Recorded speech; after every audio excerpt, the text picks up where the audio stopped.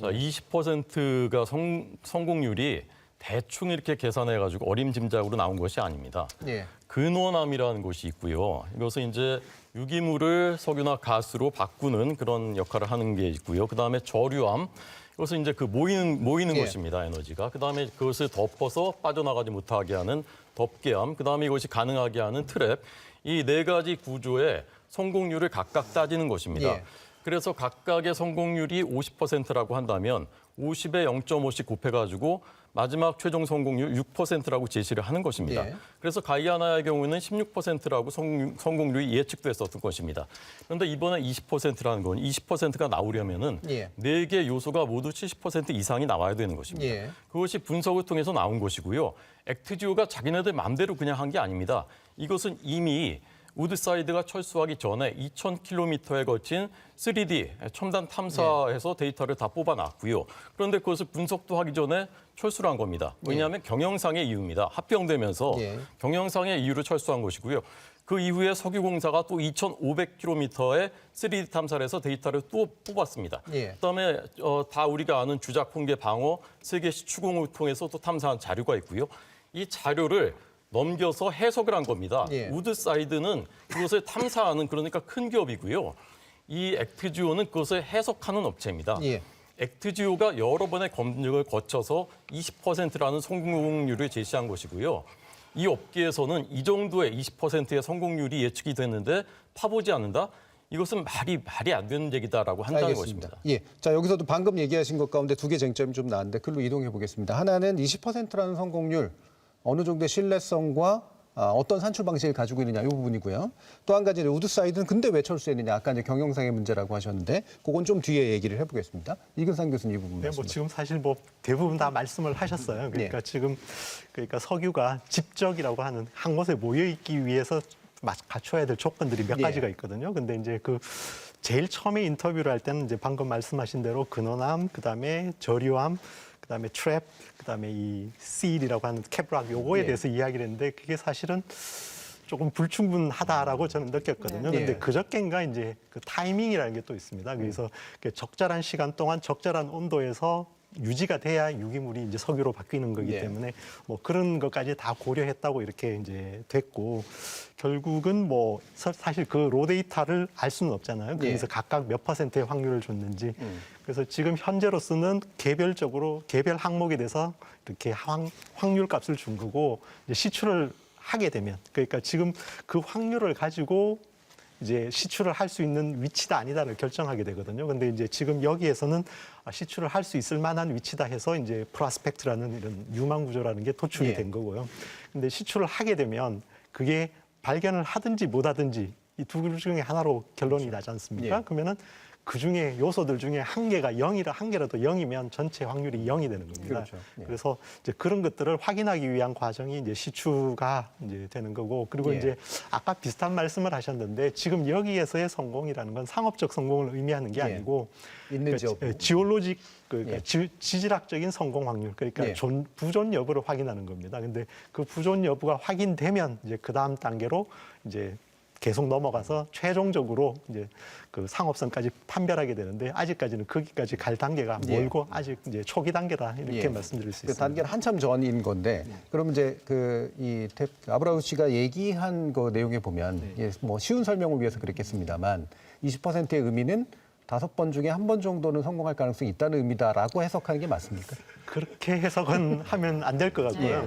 그러니까 첫 번째 웰에 대해서 이제 시추를 하면 성공을 하든지 실패를 하든지 하게 될 거 아닙니까? 그러면 거기서 근데 지금까지 가지고 있는 자료라는 건 전부 다 간접적인 자료입니다. 탄성파 탐사 자료라는 게 직접 땅을 보고 한 게 아니기 때문에 간접적으로 나오는 신호를 본 거거든요.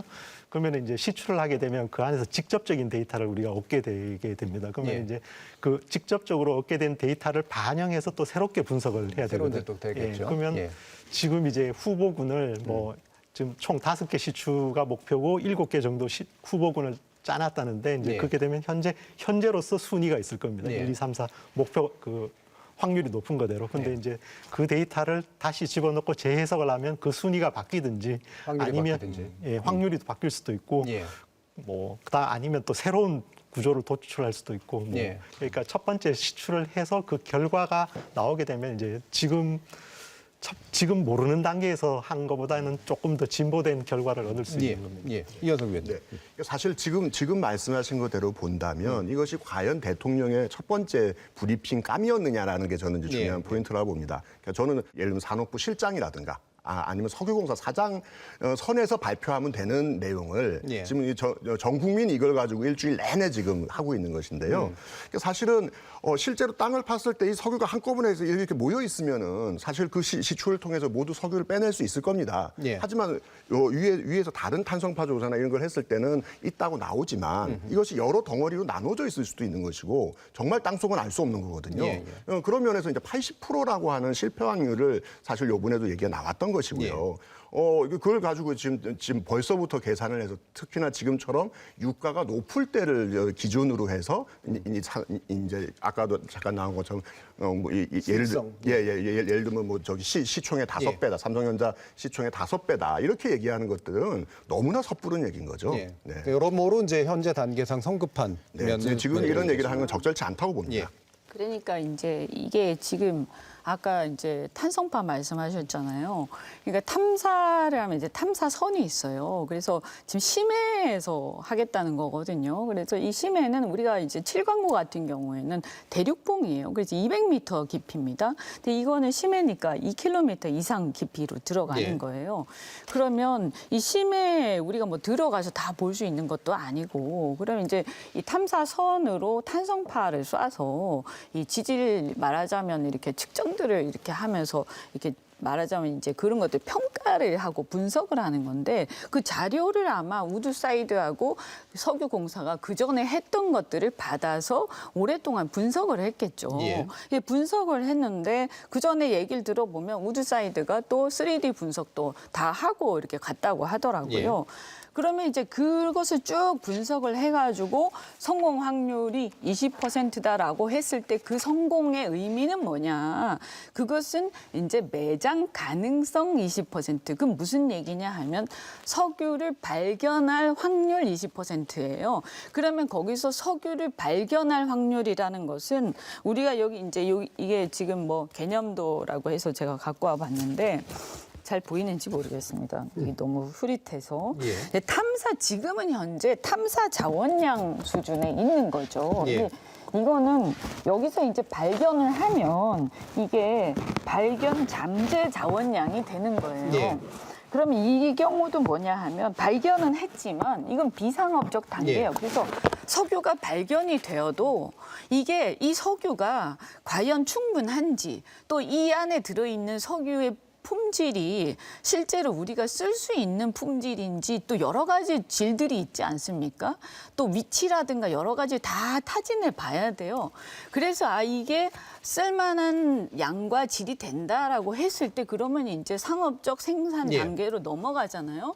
그럼 상업적 생산 단계로 계획을 세워가지고 넘어갈 때 그때부터 또 허들이 있는 거예요. 그럼 상업적 생산한다라고 했을 때 2km 밑에 있는 걸 끄집어 올려서 뽑아내야 되는데, 끄집어 올려서 이걸 뽑아냈을 때 이게 과연 그러면 우리가 소위 말해서 중동에서 수입해서 쓰는 것보다 더 싸야 될 거 아닙니까? 비용하고 다 따졌을 때.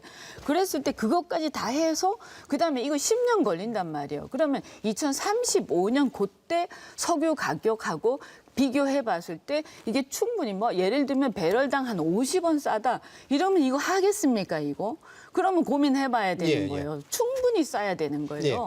그래서 이게 지금 그리 쉬운 일이 아닙니다. 근데 또 문제는 뭐냐 하면 제가 얘기하는 게 이게 지금 우리 국민들 혈세를 해야 된다는 그런 결단의 문제가 있는 거예요. 돈이 많으면 우리나라가 미국이나 이런 데처럼 투자가 많이 돼서 민간 기업들이 규모의 경제를 가지고 거액의 투자자들이 막 달려드는 상황이라면 이건 결정을 갖다가 그렇게 해서 하면 됩니다. 근데 이 문제 왜 어렵냐 하면 혈세를 투입을 해야 되고 지금 재정이 어렵기 때문에 희소한 자원을 갖다 어떻게 배분할 거냐의 문제하고 걸려 있는 거예요, 지금.